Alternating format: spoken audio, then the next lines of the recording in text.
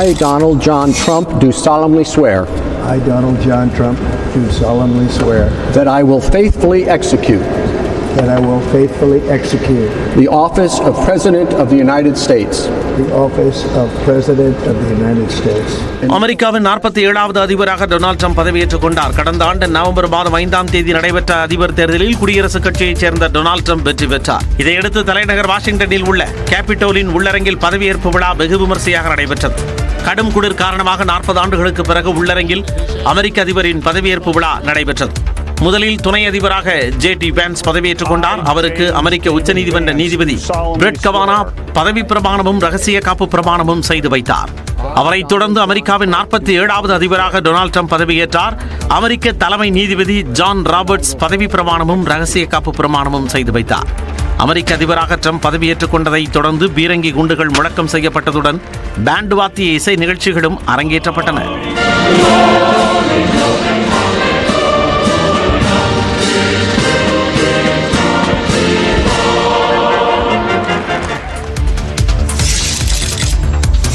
அமெரிக்க அதிபர் பதவியேற்பு விழாவுக்கு முன் வாஷிங்டனில் உள்ள புனித ஜான்ஸ் தேவாலயத்தில் நடைபெற்ற சிறப்பு பிரார்த்தனையில் ட்ரம்ப் கலந்து கொண்டார். அமெரிக்காவில் பாரம்பரிய நிகழ்வுப்படி அதிபராக தேர்வு செய்யப்படுபவர்கள் பதவியேற்புக்கு முன்பாக புனித ஜான்ஸ் தேவாலயத்தில் நடைபெறும் சிறப்பு பிரார்த்தனையில் கலந்து கொள்வதை வழக்கமாக கொண்டுள்ளனர்.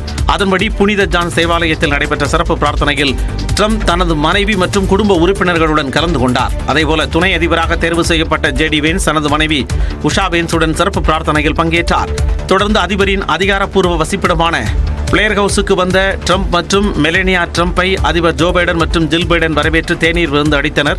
அதேபோல் வெள்ளை மாளிகைக்கு வந்த ஜே.டி. வான்ஸ் மற்றும் அவரது மனைவி உஷா வான்ஸை துணை அதிபர் கமலா ஹாரிஸ் மற்றும் அவரது கணவர் வரவேற்றனர்.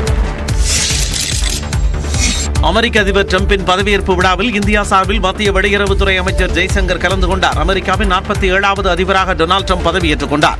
பதவியேற்பு விழாவில் அமெரிக்க முன்னாள் அதிபர்கள் பராக் ஒபாமா, பில் கிளின்டன், அவரது மனைவி ஹிலாரி கிளின்டன், ஜார்ஜ் புஷ் உள்ளிட்டோர் கலந்து கொண்டனர். இந்தியா சார்பில் மத்திய வெளியுறவுத்துறை அமைச்சர் ஜெய்சங்கர் பங்கேற்றார். விருந்தினர்கள் பகுதியின் முதல் வரிசையில் வெளியுறவு அமைச்சர் ஜெய்சங்கருக்கு இடமளிக்கப்பட்டிருந்தது. அதிபராக பதவியேற்ற ட்ரம்புக்கு வாழ்த்து தெரிவித்த ஜெய்சங்கர் பிரதமர் நரேந்திர மோடியின் வாழ்த்து கடிதத்தை வழங்கினார். தொடர்ந்து விழாவில் ரிலையன்ஸ் இண்டஸ்ட்ரீஸ் தலைவர் முகேஷ் அம்பானி, நீட்டா அம்பானி, கூகுள் நிறுவன தலைமை செயல் அதிகாரி சுந்தர் பிச்சை, இந்திய வம்சாவளியைச் சேர்ந்த விவேக் ராமசாமி, டெஸ்லா நிறுவனர் எலான் மஸ்க், மெட்டா தலைவர் மார்க் ஜூகர்பர்க் உள்ளிட்ட தொழிலதிபர்கள் கலந்து கொண்டனர். அமெரிக்க முன்னாள் அதிபர் ஜோ பைடனை பாரம்பரிய முறைப்படி வெள்ளை மாளிகையிலிருந்து அதிபர் ட்ரம்ப் வழியனுப்பி வைத்தார். அமெரிக்காவின் புதிய அதிபராக டொனால்ட் ட்ரம்ப் பதவியேற்றுக் கொண்ட நிலையில் முன்னாள் அதிபர் ஜோ பைடனை வழியனுப்பும் நிகழ்ச்சி நடைபெற்றது. இதன்படி வெள்ளை மாளிகை முன்பு காத்திருந்த அமெரிக்க கடற்படையின் ஹெலிகாப்டரில் ஏறி ஜோ பைடன் மற்றும் அவரது மனைவி ஜில் பைடன் சென்றனர். பாரம்பரிய முறைப்படி வெள்ளை மாளிகையின் வாசல் வரை வந்து அதிபர் ட்ரம்ப் தனது மனைவி மெலானியா ட்ரம்புடன் வழியனுப்பி வைத்தார்.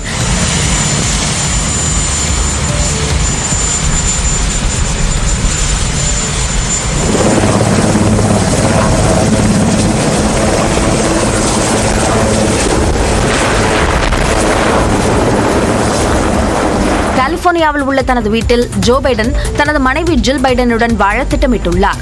அதேபோல துணை அதிபர் கமலா ஹாரிஸ் தனது கணவர் டஃப் எம்ஹாஃபுடன் தனது சொந்த வாகனத்தில் லாஸ் ஏஞ்சல்ஸ் பகுதியில் உள்ள வீட்டிற்கு சென்றார்.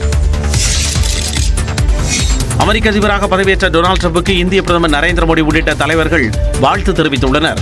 பிரதமர் மோடி தனது எக்ஸ் பக்கத்தில் வெளியிட்டுள்ள பதிவில் அமெரிக்காவின் 47வது அதிபராக பதவியேற்றுள்ள நண்பர் அதிபர் டொனால்ட் ட்ரம்பிற்கு வாழ்த்துக்கள் என்றும், இரு நாடுகளுக்கும் பயனளிக்கும் வகையில் உலகத்திற்கு சிறந்த எதிர்காலத்தை வடிவமைக்கும் வகையில் மீண்டும் ஒருமுறை இணைந்து பணியாற்றுவதை எதிர்நோக்குவதாக பதிவிட்டுள்ளார். அதேபோல் இங்கிலாந்து, பாகிஸ்தான் உள்ளிட்ட உலக நாடுகளைச் சேர்ந்த உலக தலைவர்கள் அதிபர் ட்ரம்புக்கு வாழ்த்து தெரிவித்தனர். வெளிநாட்டு பொருட்களுக்கு வரி விதிப்போம் என்று ட்ரம்ப் அறிவித்துள்ளார். அமெரிக்காவில் சட்டவிரோத குடியேற்றத்தை தடுப்போம் என்றும் அமெரிக்காவுக்கே என்றும் முதலிடம் என்று அதிபராக பதவியேற்றுள்ள ட்ரம்ப் திட்டவட்டமாக தெரிவித்துள்ளார். அமெரிக்காவின் 47வது அதிபராக பதவியேற்ற பின் உரையாற்றிய அதிபர் ட்ரம்ப் அமெரிக்கா இதுவரை இல்லாத வகையில் வளர்ந்ததாகவும் முன்னேற்றம் அடைந்ததாகவும் மாறும் என்று கூறினார். அமெரிக்காவை மீண்டும் சிறந்ததாக மாற்ற தான் கடவுளால் காப்பாற்றப்பட்டதாக கூறிய ட்ரம்ப் இதுவரை இல்லாத அளவில் வலுவானதாக அமெரிக்கா மாறும் என்றும் பொற்காலம் தொடங்கிவிட்டது என்றும் குறிப்பிட்டார். Those who wish to stop our cause have tried to take my freedom and indeed to take my life. Just a few months ago in a beautiful Pennsylvania field, an assassin's bullet ripped through my ear. But I felt then and believe even more so now that my life was saved for a reason. I was saved by God to make America great again.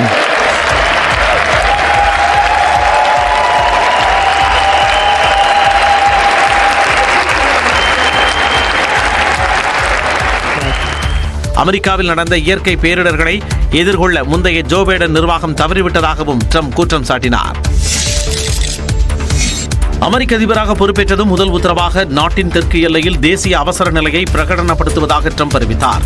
எல்லையில் ஆயுதமேந்திய ராணுவ வீரர்கள் நிலைநிறுத்தவும், மெக்சிகோவில் இருந்து சட்டவிரோதமாக புகலிடம் தேடி வருபவர்கள் தடுத்து நிறுத்தி திருப்பி அனுப்பப்படுவார்கள் என்றும் கூறினார். First, I will declare a national emergency at our southern border. All illegal entry will immediately be halted, and we will begin the process of returning millions and millions of criminal aliens back to the places from which they came. We will reinstate my Remain in Mexico policy. Mexico வளைகுடா இனி அமெரிக்க வளைகுடா என்று அழைக்கப்படும் என்றும் Panama கால்வாய் மீட்டெடுக்கப்படும் என்றும் உறுதியளித்தார். அமைதியை நிலைநாட்டுவதற்காக பாடுபடுவேன் என்றும் அதிபர் ட்ரம்ப் தெரிவித்தார். பணவீக்கம் மற்றும் எரிசக்தி விலைகளை கட்டுக்குள் வைக்கும் வகையில் தேசிய எரிசக்தி அவசர நிலையை அதிபர் ட்ரம்ப் அறிவித்தார். நாட்டின் எரிசக்தி உற்பத்தி மீட்டெடுக்கப்படும் என்று உறுதியளித்த அவர், மின்சார வாகனங்கள் கட்டாயம் என்ற உத்தரவு ரத்து செய்யப்படுவதாக அறிவித்தார். The inflation crisis was caused by massive overspending and escalating energy prices, and that is why today I will also declare a national energy emergency. We will drill, baby, drill. With my actions today, we will end the Green New Deal and we will revoke the electric vehicle mandate, saving our auto industry and keeping my sacred pledge to our great American auto workers. அமெரிக்காவில் ஆண் பெண் என்ற 2 பாலினங்கள் மட்டுமே அங்கீகரிக்கப்படும் என்றும் குறிப்பிட்டார். மற்ற நாடுகளை வளப்படுத்த அமெரிக்க மக்களுக்கு வரி விதிக்காமல் நமது குடிமக்களை வளப்படுத்த வெளிநாடுகளுக்கு வரி விதிப்போம் என்றார். அமெரிக்காவில் நிலவும் துப்பாக்கி கலாச்சாரத்திற்கு முடிவு கட்டப்படும் என்றும், பேச்சுரிமைக்கான அனைத்து கட்டுப்பாடுகளும் நீக்கப்படும் என்றும் ட்ரம்ப் அறிவித்தார். அமெரிக்க அதிபர் டிரம்பின் அறிவிப்புகளால் இந்தியாவுக்கு நேர்மறை தாக்கமே அதிகம் என்று அமெரிக்காவில் வசிக்கும் தமிழரான கதிர்வேல் குமாரராஜா தெரிவித்துள்ளார். அதாவது ஆயில் ரிசோர்சஸ் ரீஸ்டோர் பண்றதுக்கும், பார்டர் செக்யூர் பண்றதுக்கும், இது எல்லாமே நமக்கு டைரக்டான இம்பாக்ட், பாசிட்டிவ் இம்பாக்ட் வந்து இந்தியர்களுக்கு இருக்கு. பிரதமர் நரேந்திர மோடி அதிபர் டிரம்ப் இடையேயான உறவு மேம்படவே வாய்ப்பிருப்பதாக பேராசிரியர் கிளாட்சன் சேவியர் தெரிவித்துள்ளார். மோடி அவர்களுக்கும் ட்ரம்ப் அவர்களுக்கும் இருக்கக்கூடிய உறவு ஒரு மிக சிறந்த உறவா இருக்கிறதுனால இன்னும் அது மேம்படுறதுக்கு தான் வாய்ப்பு இருக்கே தவிர வீழ்ச்சி அடைறதுக்கான பெரிய உறவுகள் ஒரு வாய்ப்பு இல்லை. ஆனா இருந்தாலும் வர்த்தக ரீதியாக இந்தியாவுக்கு ஒரு சில பாதிப்புகளுக்கு வாய்ப்பு இருக்கே தவிர மற்றபடி பெரிய அளவுல பாதிப்புகள் அப்படின்னு சொல்றதுக்கு பார்க்க முடியாததான் இங்க என்னுடைய கருத்து. சட்டப்படியான குடியேற்றத்தை தடுக்க ட்ரம்ப் எந்த அறிகுறியையும் காட்டவில்லை என்று அமெரிக்க வாழ் தமிழர் கேசவ விஸ்வநாதன் கூறியுள்ளார். ட்ரம்ப் பொறுத்த வரைக்கும் அவர் வந்து is against illegal immigration migrants தான் தவிர அவர் வந்து லீகலாக வரவங்களை வந்து தடுக்க போறதா இந்த ஆர்டர்ஸ்ல ஹிண்ட் கொடுக்கல. சட்டவிரோத குடியேற்றத்தை தடுக்கவே ட்ரம்ப் முயற்சிப்பதாகவும் விஸ்வநாதன் கூறினார். சிவகங்கை மாவட்டத்தில் பல்வேறு நிகழ்ச்சிகளில் முதலமைச்சர் மு க ஸ்டாலின் கலந்து கொள்கிறார். 2 நாள் பயணமாக சிவகங்கை மாவட்டத்திற்கு முதலமைச்சர் மு க ஸ்டாலின் இன்று செல்கிறார். சிவகங்கை மாவட்டத்தில் முதலமைச்சர் மு க ஸ்டாலின் 2 நாள் சுற்றுப்பயணம் செய்து கள ஆய்வு செய்கிறார். இதற்காக இன்று காலை சென்னையில் இருந்து விமானம் மூலம் திருச்சிக்கு சென்று அங்கிருந்து சாலை மார்க்கமாக காரைக்குடிக்கு செல்கிறார். அழகப்பா பல்கலைக்கழகத்தில் முன்னாள் மத்திய அமைச்சர் ப. சிதம்பரம் குடும்பத்தின் சார்பில் சொந்த நிதியில் நவீன வசதிகளுடன் கட்டப்பட்ட வளர் தமிழ் நூலகத்தை திறந்து வைக்கிறார். பல்கலைக்கழக அலுவலக வளாகத்தில் மார்பளவு திருவள்ளுவர் சிலையை திறந்து வைக்கும் அவர் பல்கலைக்கழக கருத்தரங்கு கூட்டத்திற்கு வீறு கவியரசர் முடியரசனார் அரங்கு என பெயர் சூட்டி வைத்து பேசுகிறார். தொடர்ந்து இன்று மாலை 5 மணிக்கு சாலையில் பேரணியாக சென்று தனியார் திருமண மண்டபத்தில் திமுக நிர்வாகிகளுடன் 2026 ஆண்டு சட்டப்பேரவை தேர்தலுக்கான ஏற்பாடுகள் குறித்து ஆலோசனை நடத்துகிறார். பல்கலைக்கழக விருந்தினர் விடுதியில் இரவு தங்கி நாளை காலை 9 மணிக்கு காரைக்குடியில் இருந்து கார் மூலம் சிவகங்கைக்கு சென்று மன்னர் அரசு கல்லூரி மைதானத்தில் புதிய திட்டங்களுக்கு அடிக்கல் நாட்டி முடிவுற்ற திட்டங்களை திறந்து வைக்கிறார். பின்னர் அரசு துறைகள் சார்பில் 50,000 பேருக்கு நலத்திட்ட உதவிகளை வழங்கி பேசுகிறார். முதலமைச்சரின் வருகையொட்டி 1300 காவலர்கள் பாதுகாப்பு பணியில் ஈடுபடுத்தப்பட்டுள்ளனர். என்னோட கள அரசியல் பயணம் உங்களோட ஆசீர்வாதத்தோட இங்கிருந்து தான் தொடங்குது. பரந்தூரில் விமான நிலையம் அமைப்பதற்கு எதிராக போராடி வரும் மக்களுக்கு ஆதரவாக கள அரசியலை தொடங்கிய போது தாவேக தலைவர் விஜய் சூளுரைத்த காட்சிகள் தான் இவை. ஏகனாபுரம் கிராமத்தில் வாகனத்தில் நின்றபடி பேசிய விஜய் விமான நிலைய எதிர்ப்பு போராட்டம் குறித்து ராகுல் என்ற சிறுவன் பேசியதை கேட்ட பிறகு இந்த மக்களை சந்தித்து பேச வேண்டும் என்று முடிவு செய்ததாக கூறினார். உங்க போராட்டத்தை பத்தி ராகுல் ஒரு பையன், சின்ன பையன் பேசினதை நான் கேட்டேன்.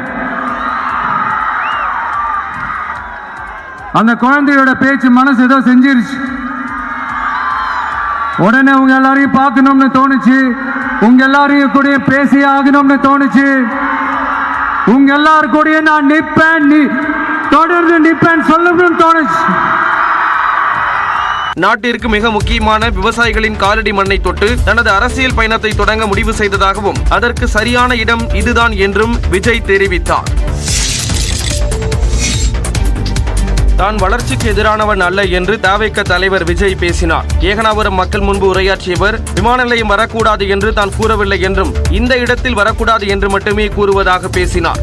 நான் இங்க வளர்ச்சிக்கு எதிரானவெல்லாம் கிடையாது, ஏர்போர்ட்டே வரக்கூடாதுன்னு நான் சொல்லல, இந்த இடத்துல வரக்கூடாதுன்னு நான் சொல்றேன். இதை நான் சொல்லலன்னு வைங்களேன், இவன் வளர்ச்சிக்கு எதிரானவன் அப்படி இப்படின்னு சொல்லி ஒரு கதையை கட்டி ஆரம்பிச்சிருவாங்க. விமான நிலையத்திற்கு தேர்வு செய்யப்பட்டுள்ள இடத்தை மறு ஆய்வு செய்ய வேண்டும் என்றும் விஜய் கேட்டுக்கொண்டார். விவசாய நிலங்கள் இல்லாத இந்த பாதிப்புகள் குறைவா இருக்கிற இடங்களா பார்த்து உங்களுடைய விமான நிலையத்தை கொண்டு வாங்க. வளர்ச்சி தான் மக்களை முன்னேற்றம். ஆனா அந்த வளர்ச்சின்ற பேர்ல நடக்கிற அழிவு மக்களை ரொம்பவே பாதிக்கும். விமான நிலைய எதிர்ப்பு குழுவினருக்கு ஆதரவாக தானும் சட்டத்திற்குட்பட்டு போராடுவேன் என்றும் விஜய் கூறினார். ஆட்சிக்கு வந்த பிறகு விவசாயிகளுக்கு எதிராக செயல்படும் திமுக அரசின் நாடகத்தை பார்த்துக் கொண்டு மக்கள் சும்மா இருக்க மாட்டார்கள் என்று தாவேக தலைவர் விஜய் எச்சரித்துள்ளார். எதிர்கட்சியா இருக்கும் போது விவசாயிகளுக்கு ஆதரவு, ஆளுங்கட்சியா இருக்கும் போது விவசாயிகளுக்கு எதிர்ப்பா? இது எனக்கு புரியலையே. இனிமேலும் சொல்றேன், உங்க நாடகத்தெல்லாம் பார்த்துக்கிட்டு மக்கள் சும்மா இருக்க மாட்டாங்க. டங்ஸ்டன் சுரங்க விவகாரத்தில் அரிட்டாப்பட்டிக்கு ஒரு நியாயம், விமான நிலைய விவகாரத்தில் பரந்தூருக்கு ஒரு நியாயமா என்றும் விஜய் கேள்வி எழுப்பினார். நம்ம அரிட்டாப்பட்டி பகுதியில் அந்த டங்ஸ்டன் சுரங்கம் அமைக்கிறதை எதிர்த்து தமிழ்நாடு அரசு ஒரு தீர்மானம் ஒன்று கொண்டு வந்தாங்க. அதை நான் மனப்பூர்வமாக வரவேற்கிறேன். ஆனா அதே நிலைப்பாட்டை தானே இங்க நம்ம பரந்தூர் பிரச்சனையிலையும் எடுத்திருக்கணும். ஏன்னா இந்த விமான நிலையத்தையும் தாண்டி இந்த திட்டத்தில் அவங்களுக்கு ஏதோ ஒரு லாபம் இருக்குது. 90% நீர்நிலைகள் விவசாய நிலங்களை அடித்து விமான நிலையத்தை கொண்டு வர வேண்டும் என்ற முடிவை எடுத்தது எந்த அரசாக இருந்தாலும் அது மக்கள் விரோத அரசுதான் என விஜய் குறிப்பிட்டார்.